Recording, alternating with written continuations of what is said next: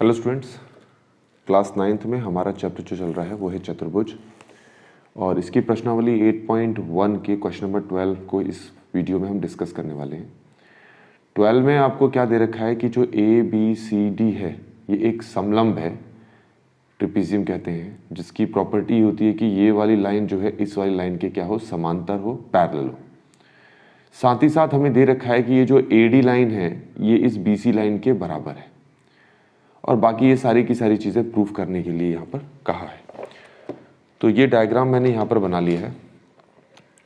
तो इन्होंने साथ ही साथ ये कहा है कि यहाँ से क्या करें, आप एक लाइन बढ़ाएं आगे, इस तरीके से बढ़ाते जाएं बढ़ाते जाएं बढ़ाते जाएं। कब तक बढ़ाना है, बढ़ाते जाओ। अब यहाँ से क्या करना है, यहाँ से भी एक लाइन आपने बढ़ानी है जो इसको मिल जाए, इस तरीके से बढ़ानी है ताकि इसके क्या हो जाए, समांतर। ये ध्यान रखना, ये इंपॉर्टेंट है कि ये जो लाइन है तुम्हें ऐसे बढ़ानी है कि इसके क्या हो जाए, समांतर। और ये जो पॉइंट है इस पॉइंट का नाम हम रख लेते हैं ई।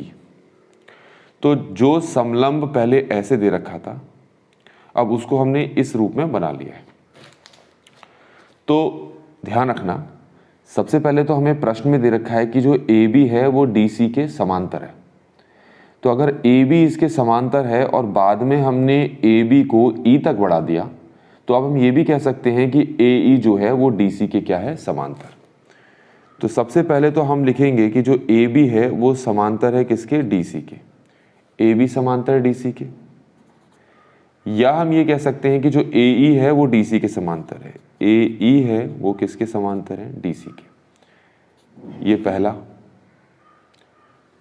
अब ये भी क्या है, इसके समांतर है। ए डी जो है वो समांतर है किसके, ई सी के। ये क्यों समांतर है, ये हमने जब रचना की ना तो रचना में हमने ये समझाया था। जब मैं ये रचना कर रहा तभी मैंने बताया था कि ये लाइन हम इस तरीके से बना रहे हैं कि ये इसके समांतर हो जाए। नहीं तो इस लाइन को हम ऐसे ही बना सकते हैं, कैसे ही बना सकते हैं, हम ऐसे बना रहे हैं कि ताकि ये इसके क्या हो जाए, समांतर। इसीलिए हमें यहाँ पर लिखना होगा कि ये जो चीज़ हमने बोली है ये रचना द्वारा बोली है। तो अगर इन दोनों को देखें फर्स्ट और सेकंड से, तो पहला और दूसरा से हमें क्या समझ में आ गया कि ये क्या है, इसके समांतर है, ये जो है इसके समांतर है। तो ए डी सी ई एक समांतर चतुर्भुज है। क्या है, समांतर चतुर्भुज है। तो इतनी चीज हमें शुरुआत में सिद्ध करनी थी। यहां तक आपको समझ में आ गया होगा। अब हम क्या करेंगे कि हमारे पास ये जो डायग्राम बना हुआ है इसमें कोण दिखाएंगे हम। पहले तो हम इसको मान लेते हैं 1, इसको मान लेते हैं 2, इसको मान लेते हैं 3 और इसको नाम दे दिया हमने 4। इसका नाम दे दिया सारे के सारे, क्योंकि जो चीज़ सिद्ध करनी है वो तुम्हें तब मिलेगी। अब समझ लेते हैं हमें सिद्ध क्या करना है। हमें सिद्ध करना है कि एंगल ए जो है वो एंगल बी के बराबर है।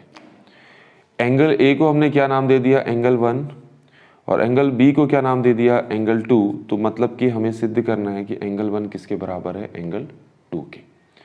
तो कैसे सिद्ध करेंगे, मुश्किल नहीं है, ज़रा ध्यान से देखेंगे। सबसे पहले तो आप देखो कि ये जो 2 और 3 है इन दोनों का जो योग है वो 180 डिग्री होगा। ये पहले हमें यहाँ पर लिखना है कि एंगल 2 और जो एंगल 3 है दोनों का योग 180 डिग्री होगा। और रीजन यहाँ पर हमें देना है रैखिक युग्म। क्या देना है, रीजन रैखिक युग्म। ये समझ में आ गया होगा आपको। रैखिक युग्म का मतलब ही होता है किसी लाइन पर बनने वाले दो कोणों का जो जोड़ है वो 180 डिग्री होता है। तो ये समझ में आ गया। अब एक चीज और ध्यान रखें बच्चों, क्योंकि ये और ये लाइन जो है एक दूसरे के क्या है, समांतर।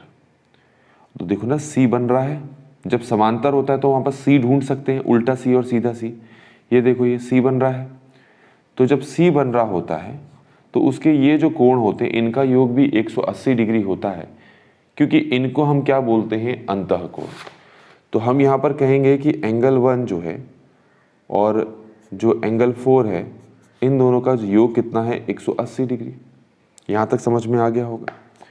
तो इसका योग भी 180 डिग्री है, इसका योग भी 180 डिग्री है। तो इन दोनों को इन दोनों के बराबर रख लेते हैं। तो हम लिखेंगे एंगल 2 प्लस एंगल 3 इक्वल होगा एंगल 1 प्लस एंगल 4 के। यहाँ तक आपको समझ में आ गया होगा बच्चों। अच्छा, इससे पहले हमें यहाँ पर कुछ करना है, वो मैं कल करके बता देता हूँ। आप ज़रा एक चीज़ गौर करो कि प्रश्न में दे रखा है कि ये भुजा इसके बराबर है। लिख लेता हूँ मैं यहाँ पर, क्या है, AD किसके बराबर है, BC के। ये दे रखा था मैं प्रश्न में, ठीक है। और जब हमने इसको समांतर चतुर्भुज सिद्ध किया तो ऑटोमेटिकली समांतर चतुर्भुज का गुण होता है कि ये वाली भुजा इसके समांतर भी है और ये वाली भुजा इसके बराबर भी है। तो ऑटोमेटिकली ये AD भी जो है EC के क्या हो जाएगा, बराबर। तो हम यहाँ लिखेंगे जो AD है वो किसके बराबर हो जाएगा, EC के बराबर हो जाएगा। ठीक हो गया। तो अगर AD BC के बराबर है, AD EC के बराबर है, तो फिर ये दोनों आपस में क्या हो जाएंगे, बराबर। तो हम क्या लिख सकते हैं बच्चों कि BC किसके बराबर हो चुका है, EC के। यहाँ तक समझ में आ गया, BC किसके बराबर हो गया, EC के। ज़रा इन दोनों को ढूंढो, कहाँ है ये दोनों, ये जो BC है और EC है कहाँ है। देखो बच्चों, ये है BC और ये है EC। तो एक चीज़ मैं आपको बता दूं बच्चों कि किसी त्रिभुज में जब दो भुजाएं बराबर होती हैं तो उनके सम्मुख के जो कोण हैं वो भी ऑटोमेटिकली क्या हो जाते हैं, बराबर। तो क्योंकि ये भुजा और ये भुजा बराबर है तो इसके सम्मुख कोण कौन सा है, 3, और इसके सम्मुख कोण कौन सा है, 4। तो ये दोनों भी ऑटोमेटिकली क्या हो जाएंगे, बराबर। तो BC EC के बराबर है तो हम ये कह सकते हैं कि एंगल 3 किसके बराबर होगा, एंगल 4 के। यहाँ पर आपको रीज़न लिखना है, मैं बोल देता हूँ, बराबर भुजाओं के सम्मुख कोण बराबर होते हैं। ये आप खुद लिखेंगे, मैंने यहाँ डॉट से शो कर दिया। तो ये समझ में आ गया होगा कि जो एंगल 3 है वो एंगल 4 के क्या है, बराबर। हमें ये चीज़ सिद्ध करनी थी पहले। तो आप यहाँ से लिखना शुरू करेंगे, फिर ये लिखेंगे और उसके बाद यहाँ पर आएंगे। तो अब बच्चों हमने पीछे क्या सिद्ध कर दिया, एंगल 3 किसके बराबर है, एंगल 4 के, ये सिद्ध किया है हमने। तो इसका मतलब एंगल 3 अगर एंगल 4 के बराबर है तो दोनों को काटा जा सकता है यहाँ पर। तो क्या बचा हमारे पास बच्चों कि एंगल 2 किसके बराबर है, एंगल 1 के। और आप देख सकते हैं कि एंगल 2 जो है उसका एक्चुअल नाम क्या है, B, और एंगल 1 का एक्चुअल नाम क्या है, A।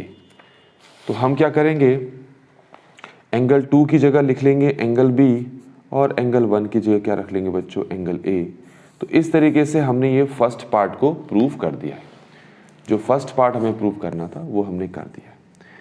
अब हम आते हैं बच्चों ये दूसरे पार्ट को प्रूव करने के लिए। C को D के बराबर प्रूव करना है। तो बच्चों ये है C, ये है D। ठीक हो गया, आसान है ये भी प्रूव करना। सबसे पहले देखो कि ये जो लाइन है इस लाइन के क्या है, समांतर है। तो आपको पता है और कई बार बोल चुका हूं, जब भी दो लाइन समांतर होती हैं तो दो चीजें ढूंढा करो, एक तो Z और दूसरा C। ठीक हो गया, सीधा C और उल्टा C। तो आप ये देखें C बन रहा है, इसका मतलब है इन दोनों कोणों का योग कितना होगा, 180 डिग्री, क्योंकि ये दोनों क्या है, अंतः कोण। तो आप लिखेंगे एंगल 1 प्लस एंगल D बराबर 180 डिग्री।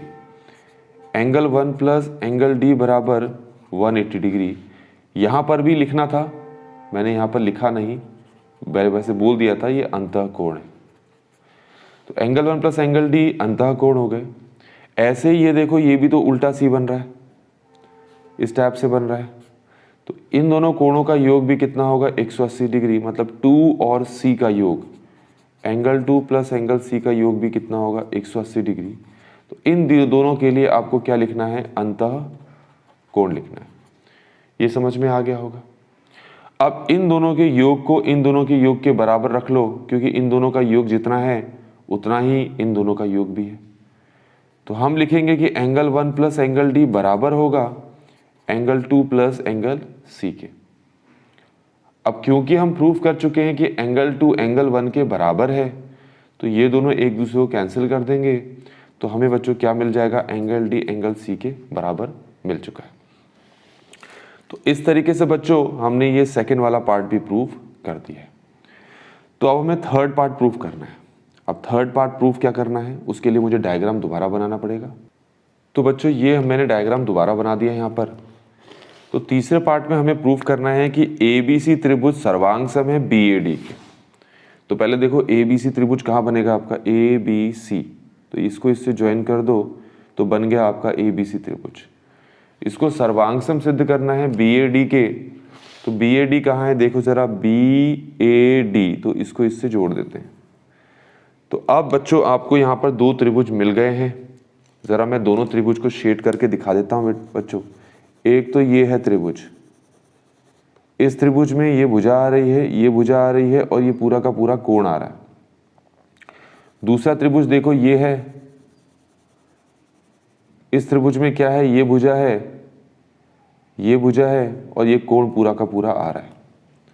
तो स्टार्ट करते हैं हम, क्या करना था हमने, तो हम पहले इन दोनों त्रिभुज के नाम लिख लेते हैं। त्रिभुज ABC और त्रिभुज BAD में इन दोनों त्रिभुजों को हम लिख लेते हैं। यहाँ पर दोनों में जो जो चीज़ बराबर है वो लिखते हैं। सबसे पहले लिखते हैं दोनों त्रिभुजों में ये AB भुजा है, तो हम बोलेंगे AB किसके बराबर है, AB के, रीजन यहाँ पर है उभयनिष्ठ। दूसरी चीज आप देख सकते हैं कि इस त्रिभुज ABC में एंगल 2 है और इस त्रिभुज BAD में एंगल 1 है, तो ये दोनों बराबर हैं। तो इसको हम सिद्ध कर चुके हैं, ये लिखना है आपने, ये समझ में आ गया होगा। तीसरी चीज, ये जो भुजा है AD, ये BC भुजा के बराबर है।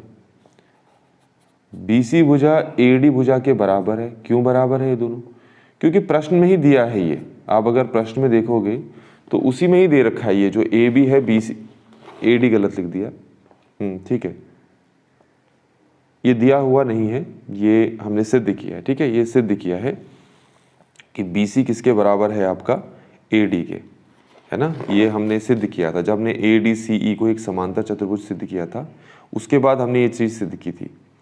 तो ये ज़रा देखेंगे AD जो है वो BC के बराबर है। ठीक हो गया, ABBC, ये गलत लिखा है हमने ना यहाँ पर, ये गलत हो गया है, एक्चुअली दिया ही है ये AD लिखना था यहाँ पर, ये गड़बड़ लिख दिया था। ठीक है, तो ये दिया है हमें AD जो है वो BC के बराबर है। तो तीन चीज़ें हमने लिख ली, इसका मतलब ये त्रिभुज ABC सर्वांग सम हो गया त्रिभुज BAD के। किस नियम से हुआ, तो उसके लिए एक त्रिभुज पकड़ लेता हूँ मैं, ये वाला त्रिभुज पकड़ लेता हूँ, तो इसकी ये वाली भुजा यूज़ की, ये वाला कोण यूज़ किया, ये वाली भुजा यूज़ की, तो SAS के द्वारा। जैसे ही दो त्रिभुज सर्वांग सम हो जाते हैं तो उनकी सभी भुजाएं ऑटोमेटिकली क्या हो जाती हैं, बराबर। तो इस वाले त्रिभुज की ये वाली जो भुजा है, इस वाले त्रिभुज की इस वाली भुजा की क्या है, बराबर।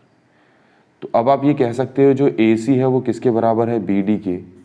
AC किसके बराबर है, BD के। तो रीजन क्या दोगे, CPCD। तो आपको पता है AC और BD विकर्ण भी हैं, और आपको यहाँ पर चौथी चीज़ यही प्रूव करनी थी। तो इस तरीके से बच्चों हमने इस क्वेश्चन को यहाँ पर कंप्लीटली सॉल्व कर लिया है। आई होप कि आपको ये सोल्यूशन समझ में आया होगा। Thanks for watching.